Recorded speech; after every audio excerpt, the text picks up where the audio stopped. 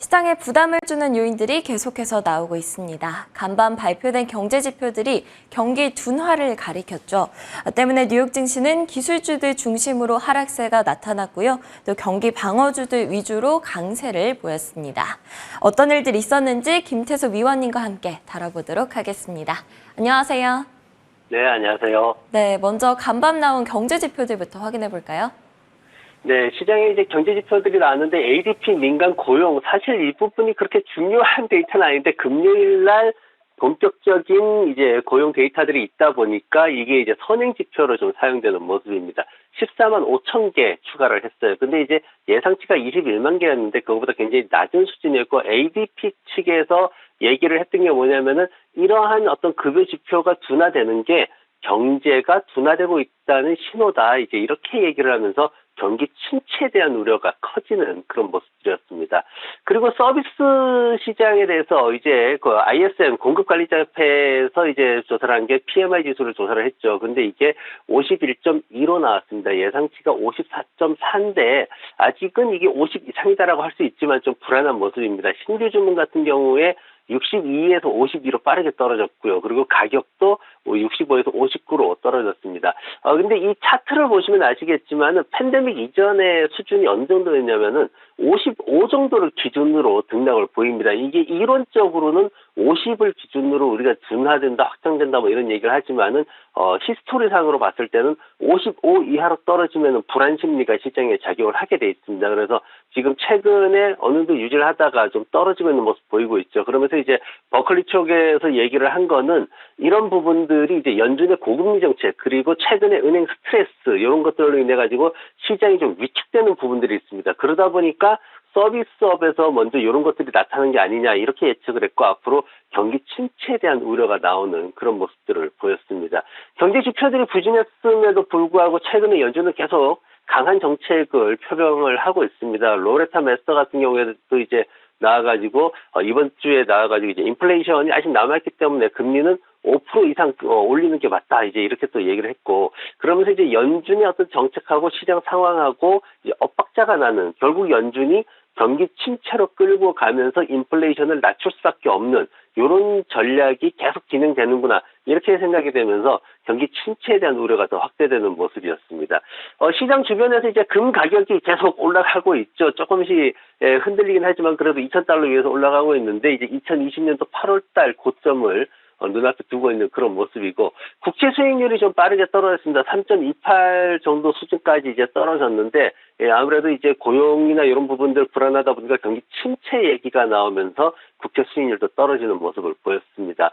뱅가드 쪽에서 이제 연말 경기 침체에 대해서 경보를 올렸어요. 원래 경기 침체는 1분기, 2분기 지나면서 3분기에 회복될 거다 그랬는데 뱅가드 측에서는 하반기에 일어날 가능성이 높다 이렇게 예측을 하면서 시장에서 좀 더 불안감을 키우는 모습을 보였고 이 모든 상황들이 이제 앞으로 실적 발표 시즌하고 맞물리게 되는데 문제는 이 실적 발표 시즌 시작하기도 전에 지금 조금 안 좋게 좀 보고서가 나온 게 있어요. 뭐냐면 CFRA 리서치 쪽에서 나온 게 뭐냐면은 지금 현재 지난 4분기에 약 한 마이너스 4% 정도 기업 수익들이 감소를 했고 그리고 앞으로 이제 1분기 실적에는 마이너스 6.5% 정도 더 감소할 것이다. 이제 이렇게 전망치를 내놨거든요. 그래서 이런 부분들이 지난밤에 시장을 계속 억누르는 그런 모습을 보였습니다. 종목별로 실적 전망에 좀 집중해야 되는 시기임에는 분명하기 때문에 그 부분들을 우리가 좀 더 잘 챙겨야 될 것 같습니다. 다음 주부터 본격적인 실적 시즌이 시작이 되죠. 기업 수익 전망이 좋지 않기 때문에 종목별로 접근해보자 말씀해 주셨습니다. 그럼 간밤 종목별 이슈들은 뭐가 있었는지 대표적인 소비 유통주 중 하나죠. 메이시스 소식부터 확인해 볼까요? 네, 메이시스가 사실 괜찮았어요. 최근에 좀 괜찮은 모습 보였습니다. 유통주들이 소비 관련 유통주들이 좀 괜찮은 모습 보였는데, 근데 이제 지난밤에는 그 상승을 일부 되돌리는 상당 부분 좀 되돌리는 모습 보였어요. 뭐냐면 실적 시즌이 이제 다가올수록 여러 가지 예측들이 나오게 되는데, 잭스에서 이제 예측을 한 게 뭐냐면은 분기 실적이 지금 EPS가 57% 하락할 것이다. 이렇게 예측이 나왔습니다. 46센트 정도 예측을 했는데 매출도 한 4% 감소할 것으로 그렇게 전망을 했습니다. 거기에다 이제 2023년도 전체 기간 동안에 순이익하고 매출이 각각 한 15% 그리고 마이너스 1% 하락할 것으로 그렇게 전망을 했습니다. 그러다 보니까 이제 전반적으로 뭐 S라든가 아니면은 퀄스라든가 여러 가지 이제 소비 관련주들이 있는데 이 회사들이 순이익이 하락할 것이다라는 예상치가 나오면서 전반적으로 마이너스 3% 내외의 하락을 보이는 모습을 보였고요. 그리고 이제 수소 관련된 회사죠. 플러그 파워. 이 회사 굉장히 유명한 회사인데 이 회사가 사실 굉장히 좋은 그런 성과를 발표를 했어요. 1분기에 이제 생산량, 전기 생산량 자체를 엄청나게 뭐 늘렸다 이런 좋은 얘기를 했는데 문제는 뭐냐면은 매출이 아무리 늘어도 늘면 느는 만큼 손실도 더 크게 늘어나 버린다는 거예요. 매출을 능가하는 손실이 발생하다 보니까 문제가 생기는 겁니다. 그러다 보니까 이제 모건 스탠리 측에서 목표가 자체를 35달러에서 15달러로 낮춰버렸습니다. 그러다 보니까 이게 이제 시장에서는 굉장히 주가가 급락을 하게 되는 그런 요소들이 됐던 거고 어떤 수소 산업 전반에 대해서 아직 수익성에 대한 의문이 많이 남아있기 때문에 이런 부분들을 우리가 좀 주의를 해야 될 것 같습니다. 그리고 AMD 관련 뉴스도 있었는데 지금 AMD 같은 경우에 사실 올해 들어가지고 주가가 50%나 급등을 했어요. 그러면서 굉장히 좋은 모습 보였는데 이 AMD 주가에 대해서 경고가 좀 나왔습니다. 뭐냐면 IDC 쪽에서 이제 시장조사 업체죠. IDC 쪽에서 나왔던 얘기가 PC 시장이 회복이 좀 될 줄 알았는데 1분기에 실질적으로 회복이 안 됐다 이렇게 나왔어요. 그러면서 마이너스 10% 정도 감소할 것이다라고 예상보다 크게 이렇게 전망을 내놨습니다. 그러다 보니까 AMD가 1분기 실적을 조금 놓칠 수도 있을 것 같다 이렇게 평가를 했어요. 그러면서 전반적으로 이제 AMD가 주식 랠리를 조금 조정받을 수 있다 이렇게 경고를 하는 모습을 보였습니다. 그러면서 조금 조정을 보였고요. 필립스 66이 상승을 보였어요. 정유사들이 대형 정유사들 같은 경우에는 지금 실적 기대치가 그다지 좋지 않아요. 최근에 이제 유가가 조금 오르면서 조금 나아지긴 했지만은 그래도 전망치가 그다지 좋지는 않은데 근데 필립스 66이라든가 아니면 마라톤 같은 중소형 정유사들이 있습니다. 이 회사들 같은 경우에는 오히려 틈새 시장에서 기대치를 능가해서 수익을 발표할 것이다. 이렇게 나왔습니다. 그러면서 이제 최근에 정유사들이 배당을 한 3%, 4%대 주거든요. 그러다 보니까 이런 것들도 해가지고 중소형 정유사들 매수하는 게 괜찮다는 의견들이 나오면서 주가가 상승을 했습니다. 그리고 존슨앤존슨 얘기가 나왔는데 존슨앤존슨이 사실 2020년도에 이제 활석 기반의 베이비 파우더를 철수를 했죠. 그러면서 이제 옥수수 전분 기반으로 해가지고 제품을 이제 대체를 했는데 그동안에 사실 굉장히 이제 비열한 짓을 좀 벌렸어요. 자회사를 파산시키면서 그동안 이제 이 베이비 파우더 관련해가지고 이제 소송 붙어 있던 것들을 무마시키려는 이런 시도를 했었는데 굉장히 사회적으로 정말 경멸을 받는 그런 여론이 형성이 됐습니다. 그러면서 이제 최근에 지난밤에 이제 어떤 그 수천 명에 달하는 그 원고들하고 한 90억 달러 정도로 합의가 되고 있다 이런 얘기가 나오면서 이제 존슨앤존슨이 좀 상승하는 모습을 보였습니다.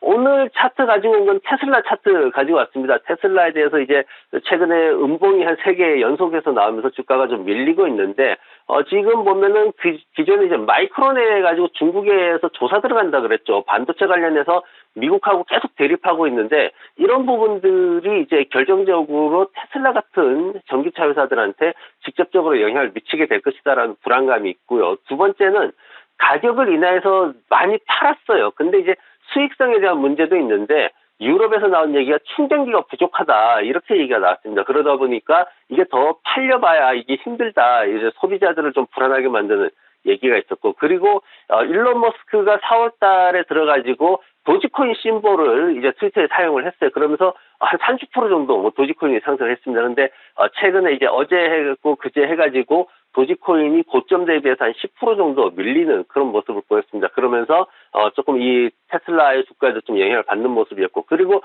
마지막으로 보면은 지난밤에 램에서 그 픽업 트럭 큰 거 그 생산하는 램이라는 회사가 있습니다. 이제 앞에 양 머리 모양을 이렇게 마크로 하고 있는데 이 회사가 이제 500마일 정도 이동할 수 있는 픽업 트럭을 이제 출시를 하겠다. 이제 내년 후반부터 판매를 하겠다 하고 이제 샘플을 내 보였습니다. 그러면서 지난번에 F150, 포드 F150 나왔을 때도 타격을 좀 받았거든요. 그래서 램이 또 나오면서 시장에서 조금 불안 심리가 조성되는 그런 모습들을 보였습니다. 네, 요 며칠 테슬라와 관련된 여러 가지 이슈들이 터져 나왔죠. 이들이 악재로 작용하면서 테슬라 주가를 끌어내렸다는 소식까지 정리해 주셨습니다. 간밤 종목별 흐름들 살펴보면요. 기술 섹터 그리고 임의 소비재 섹터가 하락세가 나타났고요. 헬스케어 그리고 에너지 등 경기 방어주들이 상승세를 나타냈습니다.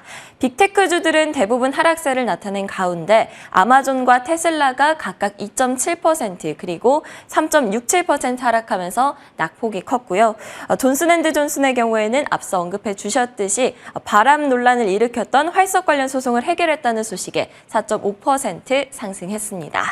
오늘 살펴볼 종목으로는 마이크로소프트 가져오셨어요. 그 이유가 뭘까요? 네, 마이크로소프트에 대해서 이제 유럽에서 몇 가지 이슈가 있었습니다. 그 중에서 이제 보면은 아마존닷컴이나 구글, 이제 마이크로소프트가 다 해당되는 건데, 이제 결국은 이제 그 독점 체제에 대한 문제가 자꾸 이제 거론이 되는 거죠. 뭐냐면 아마존의 웹 서비스라든가 아니면은 마이크로소프트의 아주라 이런 서비스들이 지금 시장 점유율 한 60-70% 정도 됩니다. 굉장히 큰 시장 점유율을 가지고 있는데 이들이 이제 가지고 있는 관행이 있어요. 시스템 관행이 있는데 뭐냐면은 데이터 전송할 때 드는 수수료, 다른 쪽으로 전송할 때 수수료가 너무 높게 든다는 거죠. 그리고 이제 클라우드 서비스에서 이제 어떤 기술적인 제한들 이런 것들, 자기들의 서비스가 더 원활하게 공급되도록 하는 거죠. 그리고 여러 가지 이제 공급자들한테 뭐 자기네 공급자들한테 더 많이 할인해주고 이런 정책들이 유럽 쪽에서 영국 쪽에서 특히나 이게 이제 그 독점적인 형태를 유지하고 있다. 이제 시장이 자유 경쟁 체제가 되지 못하고 있다. 중소기업들을 억제하고 있다. 이제 이렇게 평가가 됐습니다. 그러면서 이 부분에 대해서 이제 문제가 제기가 됐는데 일단은 시간이 좀 걸릴 거예요. 앞으로 뭐 단순히 벌금 내고 끝날 건지 서비스 개선하고 끝날 건지 아니면은 좀 과중하게 그런 책임을 지울 것인지 아직은 미지수인데 일단은 구글을 비롯해서 이 일을 제기를 해놓은 상태이기 때문에 좀 더 긴 시간을 갖고 지켜봐야 될 것 같습니다. 그리고 올해 이제 한 5% 정도 직원 해고한다라는 이슈가 있어요. 한 1만 명 가까이 되는데 런던 사무실을 포기할 수도 있다라는 얘기가 나오고 있습니다. 그래서 이런 부분들에 대해서 이게 비용 감소로 비용을 줄이는 쪽으로 해석이 될지 아니면은 매출이 기대치를 못 맞추게 되면은 좀 부진한 실적으로 나오게 될지 그 부분을 또 지켜봐야 되고 그리고 최근에 이제 일론 머스크를 선두를 해가지고 여러 이제 주요 인사들이 이런 인공지능 챗 GPT를 꼬집어서 또 얘기를 했죠. 이 관련된 개발을 좀 중단을 해라. 이제 여러 가지 불확실성 요소가 있다 이렇게 얘기를 했는데 근데 이 부분도 좀 문제가 되고는 있지만은 지난밤에 이제 JP모건 측에서 이 부분에 대해서 확실하게 마이크로소프트는 리더다, 초기 산업의 리더다 이렇게 얘기를 하고 비중 확대 그리고 목표가 자체를 $300 이상, $305까지 높여잡으면서 이런 논란을 좀 희석시키는 그런 역할을 했습니다. 그래서 이런 이슈들이 지금 마이크로소프트를 좀 둘러싸고 있고 재무적으로 보면은 지금 재무 성과가 굉장히 좋아요. 이제 이 재무적인 그런 실적만 보면은 팬데믹이 정말 있었나라고 할 정도로 위기가 있었나라고 할 정도로 굉장히 좋은 실적을 연간 실적을 보여주고 있습니다. 근데 이제 4월 25일 날 1분기 실적을 발표를 할 예정인데 이 부분이 이제 과연 어떻게 나올지가 좀 주목을 받고 있고 전년 동기랑 같은 수준으로 유지를 할 것이다라고 그렇게 기대는 하고 있지만 이게 이제 정확히 어떻게 될지는 앞으로 좀 더 지켜봐야 될 것 같습니다. 그리고 차트를 우선 보시면은 이제 2월 10일 날 우리가 이 회사에 대해서 다뤘어요. 차트의 오른쪽 하단에 제가 빨간색 박스로 해놨는데 그걸 확대를 좀 해놨습니다. 2월 10일 기준으로 해가지고 차트를 확대를 했습니다. 그걸 보면은 이제 그때 장기 추세는 조금 이제 꺾이는 모습이지만 반등을 모색하고 있다. $270 아래쪽에서 매도할 수 있고 재매수 타이밍 빨리 잡아야 된다. 이제 이런 얘기를 했습니다. 그러면서 $240대 지지하면서 이제 재반등을 보였는데 지금 이제 보면은 주가가 $280에서 짧게 지지 라인을 확보를 하고 있어서 굉장히 단기적으로 짧게 하고 있는데 장대 캔들이 있죠. 그 장대 캔들을 기준으로 잡고 있습니다. 추세는 유지를 하고 있는데 문제는 신규 매수 들어오시려면 기대 수익률이 굉장히 낮을 수 있다는 거 좀 주의를 하셔야 되고요. 그리고 보유하고 계신 분들은 수익을 되돌리더라도 일단 홀드하고 실적 시즌을 좀 기다리는 전략이 유효할 것 같습니다. 다만 이제 $270 아래쪽에 $270 장기 추세선이 올라오고 있는데 그 추세선은 반드시 지지해야 된다라는 것만 명심하시고 지켜보시면 좋을 것 같습니다. 주목해볼 만한 종목으로 마이크로소프트 꼽아주셨는데요. $270 이상의 장기 추세선 지지가 필요하다. 수익을 상당 부분 되돌리더라도 홀드하고 실적 시즌을 기다려보자 말씀해 주셨습니다. 지금까지 김태수 위원님과 함께했습니다. 오늘도 좋은 말씀 감사합니다. 네, 고맙습니다.